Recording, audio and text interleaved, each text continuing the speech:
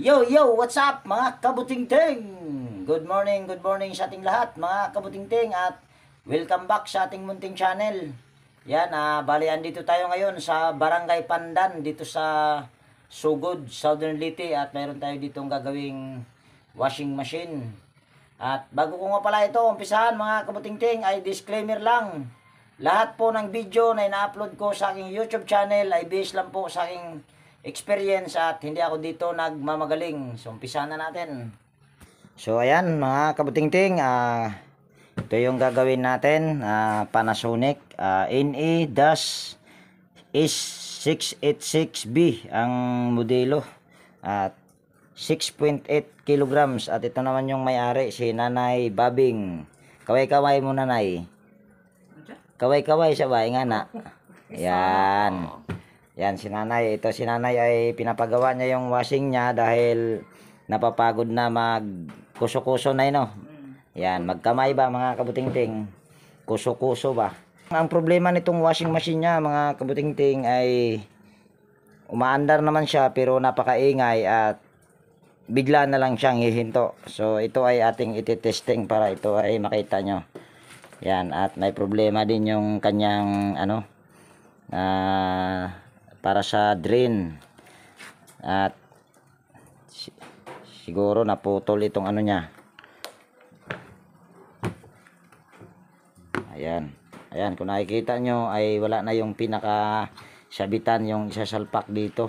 Ayan, wala na. Ayan, ay gagawa na lang natin ng paraan para yung may-ari ay ito hindi niya nahihilahin pag i-drain niya. So madali lang ang paraan yan. So ayan, bali kukunin lang natin itong saksakan at ito ay ating i-testing dito. Yan, saksak lang natin sa power cord para makita nyo rin na ang sabi kasi ni nanay ay umaandar pero humihinto. So ito ay tatry natin at ikutin lang natin tong wash timer. Yan, kung nakikita nyo ay gumagana naman. Pero ito ay humihinto. Yan. Hindi ko muna ito ipupush. Ayun, kung narinig nyo, bigla siyang umugong tapos umandar. Ayun, parang maingay. Parang nagkakayod ng bakal sa ilalim. Pero ang hirap nito pag mga ganito mga kabutingting, mahirap tukuyin. So mayroon pang isang paraan dyan na para matukoy. Kasi ito naman ay gumagana. Yan, umaandar pa yan mga kabutingting ha. Yan. Yan, kung naririnig nyo, tatanggalin muna natin yung tornilyo at para makita nyo na napakaingay na parang nagkakayod ng bakal. Atras muna natin to.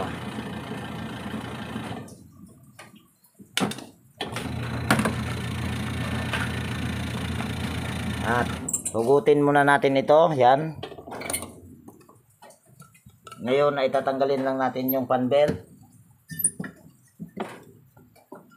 Pero ito mga kabutingting sinasabi ko, umaandar ito. Kita nyo naman, umaandar. So ngayon ay sasaksak ko lang yung power cord dito at tignan nyo yung motor. Ayan o, kung nakikita nyo, hirap siyang umikot. At parang nagkakayod ng bakal. Ayan o. Ayun. So ibig sabihin, pag mga ganyan, mga kabutingting, ay ang problema nyan ay bushing yan kung nakikita nyo. Yan. So confirm na ang problema niyan ay bushing pagka ganyan ang magiging hitsura ng motor, parang hirap siyang umikot pero umaandar. Yun nga lang pag may karga na daw ay humihinto. Tama ba, Nay? Oo. Ayan. So ito ay tatanggalin natin yung lahat ng tornilyo at para makita nyo ay ayusin ko lang ang aking tripod. Yan, at habang tinatanggal natin yung mga tornilyo mga kabutingting, mayroon lang tayong i-shoutout at ang una kong i-shoutout ay yan silent viewers, organic viewers, yan mega love shoutout po sa inyong lahat. At sunod namang i-shoutout ko ay sina Kali Cedric Guerrero, Naanatanan TV, Manoy Nilo Vlog, Manong Lakay Channel, mga Igsoon Vlog, Jeros Flores Mix TV Vlog, Puknoy Official, Welmore Dichoso, Robert Mandap, Randy Trinidad ng Sambuanga del Sur, Kaina Antonio, Joey Dulce, Charlie Cantar, Edgardo Dato Jr. Talavera, April Camel, Mauleon, Edelberto Espidilion, Marlene Merca, Janjan Labnutin ng Pandi Bulacan. Yan, mega love shout out po sa inyong lahat.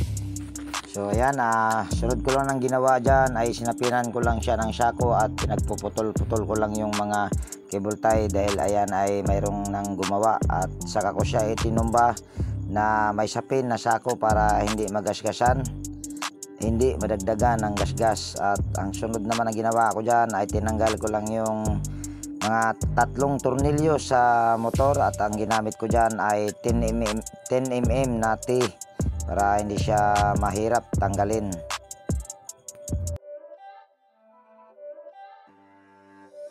It's not a game, it's a rich thing.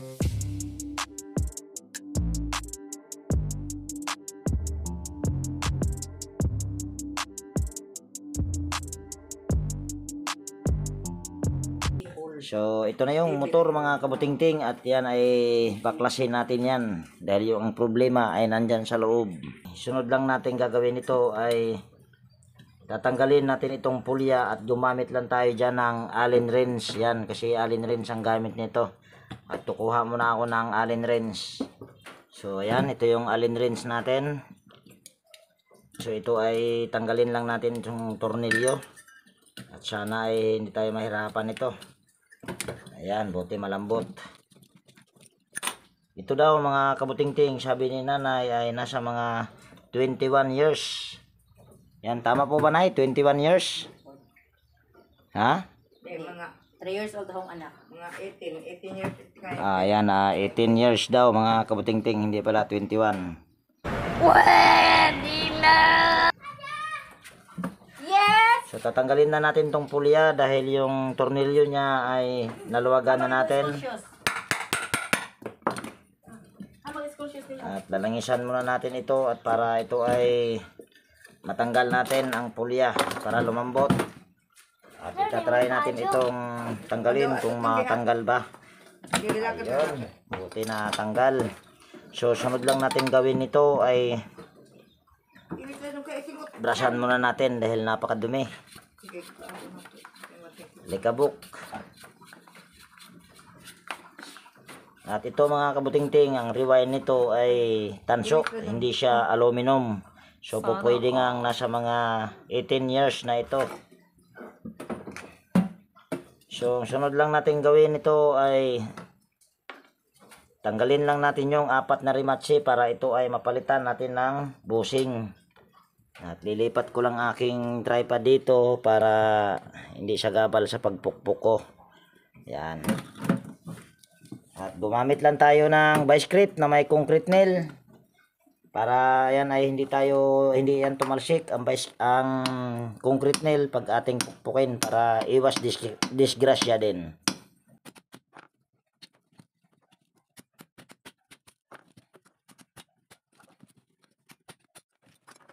So ayan na, natanggal na natin yung 4 na rimatsi. Gagamit lang tayo ng flat screw at para matanggal natin ito. Yan, sungkitin lang natin. At iangat natin yung housing. At itutulak naman itong wire. Kaso napakatigas. Ayun. Kadalasan ito mga kabutingting ang ano nito ay yung nasa ilalim, pang ilalim na bushing. At kukuha muna ako ng liha dahil lilihain natin yung ihi dahil kinalawang kasi kung ipipilit ko baka okay pa yung bushing dito sa harap, likod lang, so masisira yung bushing. So kailangan muna natin tong lihain yung pinakadulo niya ng ihi. Yan, ito na yung liha mga kabutingting at salamat pala kay Sir Alfredo Domingo dahil siya ang nagbigay sa akin ng liha. 3 pad. na magkaiba ang ngipin ng liha or yung gasgas nga ba. Ayan, so pwede na yan. So ito ay pwede na nating tanggalin kasi kung ipipilit natin baka okay pa yung bushing. Yan, katulad nito, itong bushing nito ay okay pa nga. Ayan, para makikita nyo ay iikot ko lang. Kung may makikita kayong makintab, ayun yung groove or gasgas. Yan, kung nakikita nyo ay wala kayong nakikita ang kintab dyan. Yan. So ito, ang problema nito ay dito siguro sa pangilalim na bushing. So ito tanggalin lang natin at kinalawang ito mga kabutingting. Yan, at yan kung nakikita nyo, mayroon siyang groove or kung nakikita nyo ay kumintab. Yan yung pinaka gasgas niya. Yan o. Yan. Yan. Kung nakikita nyo. At dito ko lang ilagay ang aking tripod para hindi siya gabal sa pagpukpuk ko. So para matanggal mo yung bushing, tatanggalin mo lang ito. Yan. Itong 4 na nakaklip. At kailangan ay dahan-dahanin mo yan kasi pag naputol mo yung lock niyan ay napakahirap. Gagawa ka ng paraan. So ito ay tatanggalin lang natin. At sabi ko nga ay dahan-dahan lang sa pagtanggal niyan. So gumamit lang ako dito ng flat screw at saka martilyo.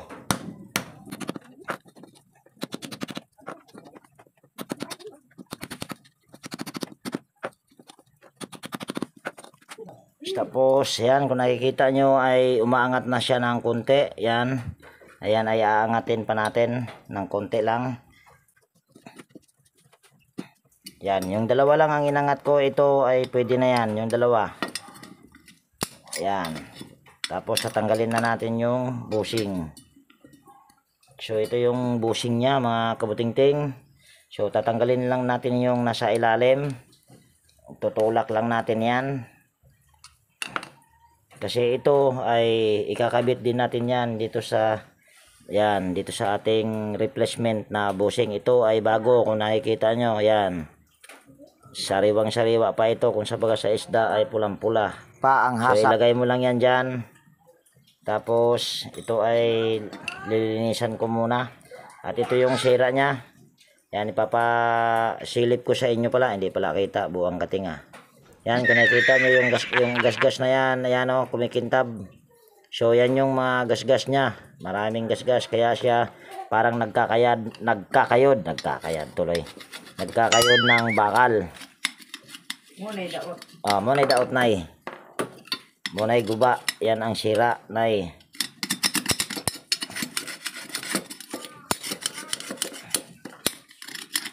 Yan, lilinisan ko muna mga kabutingting. At para matanggalan ng kalawang. So ayan, nalinis ko na yan mga kabutingting. At nandyan pa rin yung kalawang dahil hindi na matanggal. So ito ay kakabit na natin. At yung tinanggal natin dito sa original ay inilipat lang natin. So ito yung ikakabit natin. At kung napansin nyo pala, yan, kung napansin nyo ay magkaiba ang hugis nyan. Pero iisa ang butas nyan, iisa ang sukat. So yan ay walang problema, basta iisa lang, parehas lang yung butas. So ito ay kakabit lang natin yung foam at mamaya natin yan lagyan ng langis. At itong pinakalak nya ay gaganituhin lang natin. Yan. Para maganda ang kapit sa bushing. Itong kasing bushing ay kailangan ay maganda ang pagkalak nyan. So ito ay yung ibinuka nating lock ay ibabalik lang natin yan sa pagtupi. At kumuha muna ako ng flat screw dito na iba. Yan, ito yung gagamitin natin na flat screw. So ito ay ibabalik na natin yung mga ibinuka natin na yung inangat nating lock ay lang natin, ibalik lang natin sa pagtupi.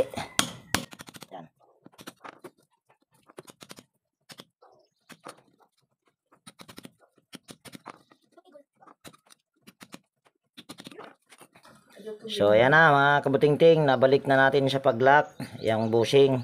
At kailangan itong bushing ay hindi mo ito magagalaw sa kamay. Yan, kahit galawin mo sa kamay ito, kailangan ay hindi mo yan siya magagalaw. Pag nagagalaw yan, ang gagawin mo ay uulitin mo yan hanggang sa itong bushing ay hindi mo ito magagalaw sa kamay. Kasi pag umikot itong rotor niya, yan kung nakikita nyo yung rotor, mayroon na siyang mga gas-gas. Yan kung nakikita nyo, yan yung palatandaan din. Isa sa mga palatandaan na ang bushing talaga ay may sira na. Yan, mayroon na siyang gas-gas dahil lumaki na ang butas nitong bushing. Kaya itong rotor ay sumasabit dito sa kanyang stator sa may pinaka bakal niya. So ayan. At lilinisan ko muna yung shafting niya dito sa pinaka ilalim ito.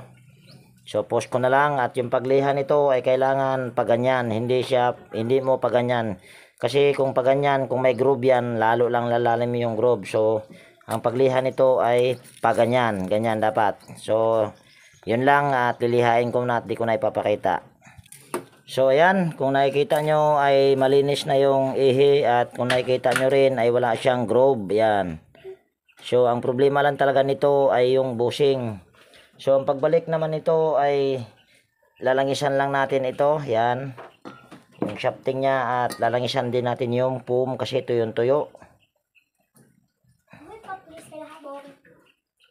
At itong ginagamit ko na langis pala mga kabutingting, ayan lang, 4-in-1. Nadudumihan kasi ako pagka yung ginagamit kong langis ay yung ano bang tawag doon? Yung mga use oil. So ang pag ibabalik na natin itong rotor, at yung ibabalik natin yung rotor ay gaganito lang muna natin yan. Yung rotor ang iuna bago mo ito salpak para malayin mo yung ano niya, bushing. Sana ba yun? Ayan.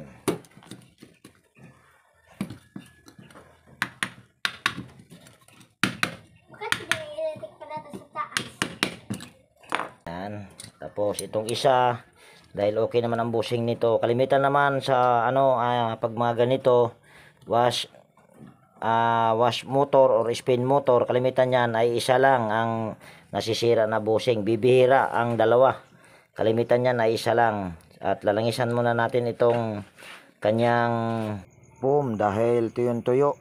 So ayan, sunod lalangisan din natin ito. Yan, at sasalpak na natin ito mga kabutingting, at para tayo dito ay matapos na.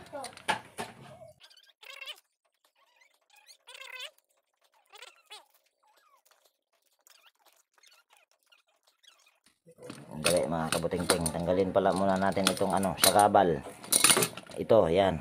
Tanggalin muna natin ito para hindi tayo mahirapan. Yan.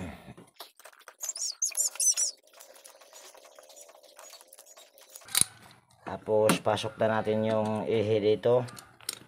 Pasok na natin yung housing.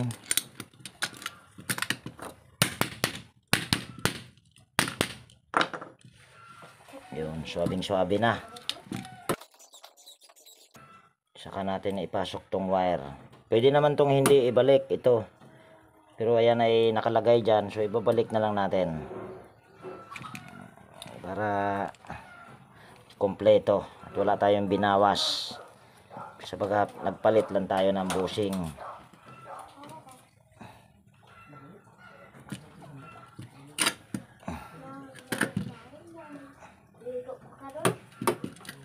Ayan. So sunod lang natin gawin ito ay babalik lang natin yung 4 na rematse. Yan, babalik lang namin yung rematse. Yan, at si tatay yung humawak.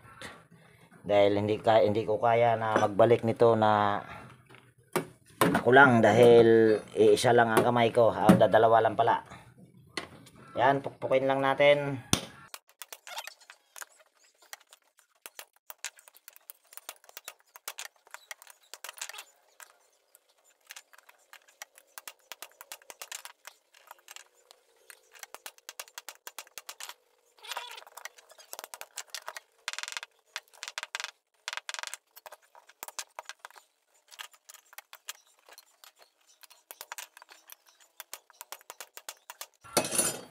So ayan na mga kabutingting, balik na natin yung 4 na rematse sa tulong ni tatay. Yan. Kaway-kaway muna tay. Nako patay, di man magkaway-kaway si tatay. Gaway, wara-wara ko Oh, wara-wara rang kamot kana. Katawa nun sila mga kabutingting. So ito ay okay na mga kabutingting. Hindi ng Tagalog. Ayan, ito ay ayos na ito at ito ay sasalpak na natin. At bago pala natin isalpak ay balik muna natin ito. At gamit tayo ulit nito ng Allen wrench para ito ay mahigpitan. Ayan. So ito ay kakabit na natin dito. At kung nakikita nyo mga kabutingting, dito sa pagkabitan niya ay may dalawang butas. Sa original nito ay nakakabit sa ito, yan nasa kuko ko, yung pinaka tornilyuhan niya. So ngayon ay ilalagay lang natin dito banda. Yan dito. Yan sa pangalawang butas dito banda. So ito ay para ito ay ma-adjust natin. Para humigpit-higpit ang pan belt dahil medyo may kaluwagan na. At ayusin ko pa lang pala yung aking tripod. Salita ako ng salita. So ayan, nakaayos na yung ating tripod. So ito ay kakabit na natin. It's not a game, it's a rich thing.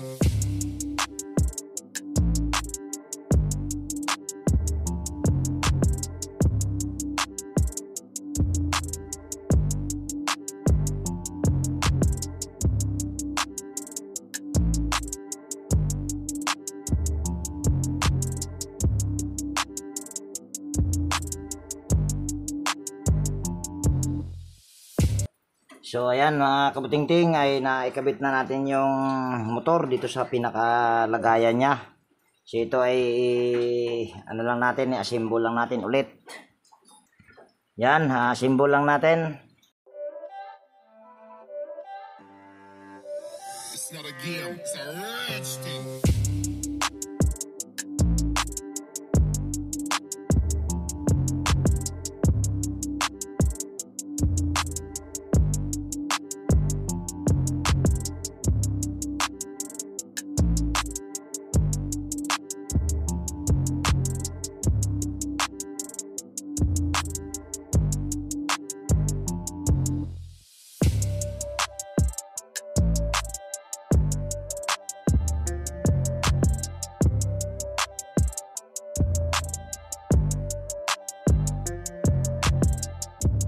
So ayan, bali na assemble ko na at naikabit ko na yung mga tornilyo mga kabutingting. So doon naman tayo sa pagwa-wirings. So ayan, dito naman tayo sa pag-wirings at kanina hindi ko pinakita sa inyo yung pagtanggal nitong mga wirings. So balatan lang natin itong dulo. Ito ay ginawa na rin mga kabutingting at ang ginawa nito ay capacitor lang. Dahil kung babasihan ko yung capacitor niya ay at mayroon na rin siyang electrical tape yan. Kaya sinasabi ko na ito ay ginawa na. So yung dilaw nito ay kakabit lang natin dito sa isang linya sa power cord. Tatanggalin muna natin yung close-in wire connector. At gagamit lang siguro ako ng electrical tape dito sa asol at saka sa pula. Para sa reverse or sa clockwise or counterclockwise. Diyan naman sa dalawang wire ay isusunod nyo lang sa kulay. So yan, nakadugtong na. So ito ay lalagyan ko lang ng electrical tape. So ayan mga kabutingting, nalagyan ko ng electrical tape at hindi ko na ipinakita para ito ay hindi masyadong humaba ang video natin. At sunod lang natin gawin ito ay sasaksak ko lang yung power cord at titignan nyo yung motor kung ito ba ay kaparehas pa kanina na maingay siya na parang nagkakayod ng bakal. At hindi ko rin nilagyan muna ng pan belt para doon nyo kasi matitrace na wala talaga siyang ingay. Kasi kung ilalagay natin yung pan belt baka dito ay magingay, so hindi nyo matitrace kung dito ba ang ingay or nandito. So katulad ng ginawa ko kanina na ang fan belt ay tinanggal ko. So ayun, kung nakikita nyo ay hirap siyang umikot yung motor. So ito ay saksak ko lang dito yung power cord at pipihitin ko lang yung timer sa taas. So yan, kung nakikita nyo ay napaka-tining na. Ayan, yan yung reverse. At yung kanina, pag umikot siya ay hirap siyang iikot bago talaga iikot. Hindi katulad nito na pinalitan na ng bushing na, ayan, kung kayo na lang humusga. Kung mayroon pa ba kayong maririnig dyan na parang nagkakayod ng bakal. Ayan o. So, napakaganda na ng tunog at hindi katulad kanina. So, ayan ay tama na. So ito ay babalik na natin itong fan belt. Original niya pa itong fan belt mga kabutingting. So ito ay kakabit na natin at in-adjust naman natin yung motor. So pwede itong medyo humigpit ng konti. Ayan. Pero hindi talaga mahigpit na mahigpit. Yung saktong higpit lang. Yan o. Kung nakikita nyo, yan. Itong pag mga ganitong klase na Panasonic ay mayroon yan siyang 2 butas. At pag hindi pa nagawa or hindi pa pinakailaban kung hindi pa pinakailaman ang motor ay doon yan sa pinakabanda doon ang nakakabit yung mga tornilyo. So ito ay ginawa ko na. So ating inatras or inilagay natin yung tornilyo sa pangalawang butas dito banda. So ito ay okay na. At iayos na lang natin itong wirings. It's not a game, it's a rich thing.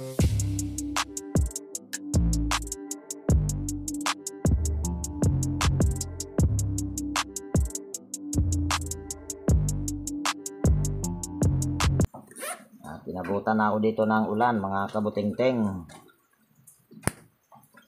So ganyan lang. At mayroon pa silang isang problema nito. Yan, kung nakikita nyo, ito ay putol. Yan, hindi na nakakabit dito. Dahil itong pinaka salpakan dito sa switch handle ay wala na, nagkabungi-bungi na oh. Wala na. At wala rin akong pamalit niyan. So ang gagawin ko lang dyan ay lalagyan ko lang yan siya ng tornilyo at itong kable na ito ay magbubutas ako dyan. Yan, magbubutas ako dyan at ipapasok ko ito. Mamaya papaliwanag ko na lang sa inyo. So pahiram ako kutsilyo tay. Kutsilyo. Butasan natin ito kasi kung dito natin ilagay ito medyo mahirap.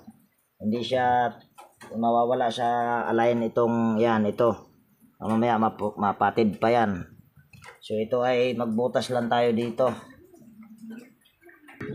So ayan mga kabutingting, mayroon na silang kutsilyo na ibinigay sa akin kaso mahirap dahil wala siyang handle, masakit. So gagamit lang tayo ng hinang nito. Yan. At dito tayo magbutas banda.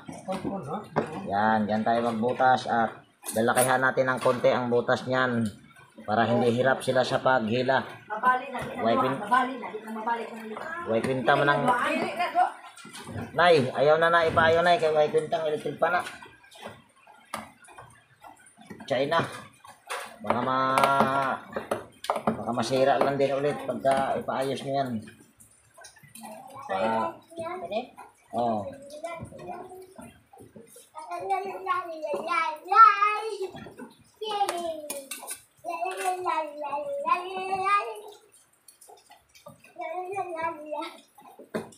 Agawin mo ang rope.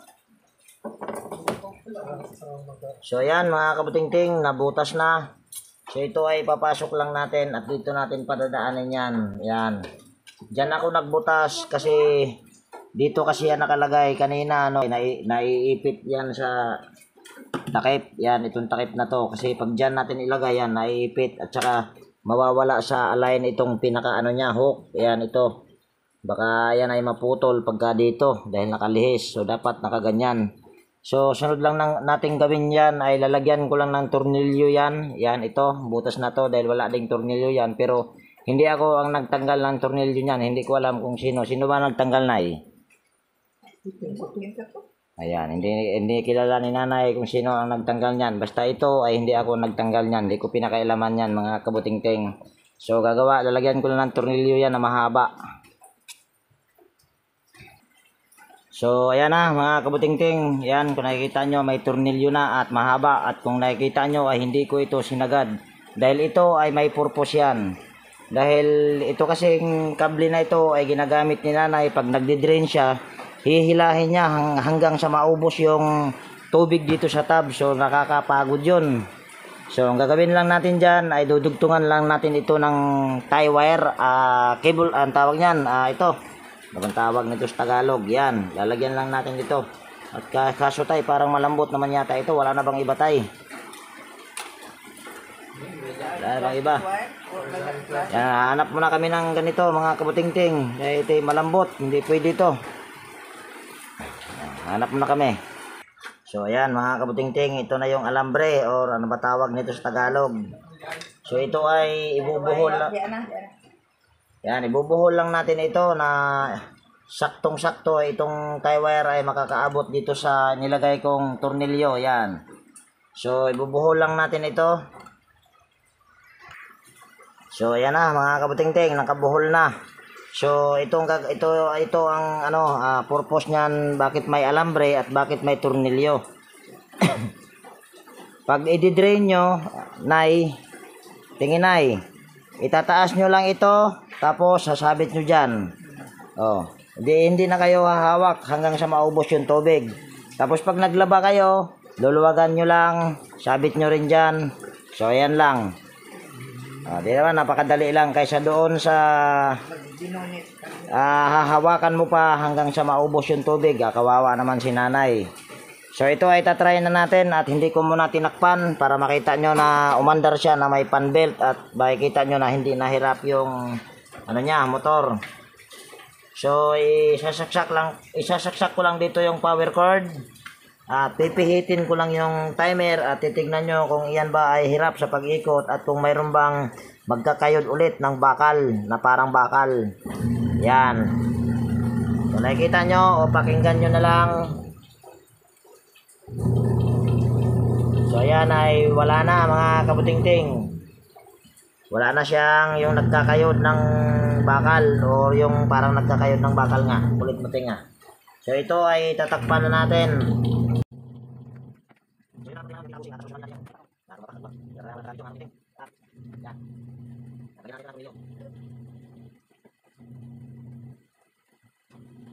So okay na yan, nay.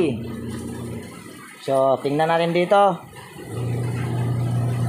So ayan ay nagre-reverse naman at wala siyang nagiging problema sa timer. Ito nga lang ay may problema dahil wala na akong magagawa dyan. So ito yung solusyon lang. Ito lang ang pinaka solusyon ko. Ewan ko lang sa iba kung anong solusyon nila. So ito ay good na mga kabutingting. At bago ko ito tatapusin ay gusto ko lang magpasalamat kay tatay na humawak kanina o umalalay sa akin, tsaka kay nanay Babing at tsaka kay ma'am. Ano ang pangalan niyo, ma'am? Linlen. Linlen. Ayan, ma'am Linlen. Yan, dito ko natapusin ng video natin mga kabutingting. At kung nagustuhan mo itong video na ito at kung mayroon ka ditong natutunan, pwede bang palike at pakishare na rin kung maaari. At higit sa lahat, kung bago ka na napadpad dito sa aking munting channel, pwede bang pasubscribe at pakipindot na rin yung notification bell dyan para ma-notify ka pag mayroon akong mga bagong i-upload na video. So yan, laging nag-iwan sa inyo ng ingat tayo palagi at God bless po sa ating lahat mga kabutingting.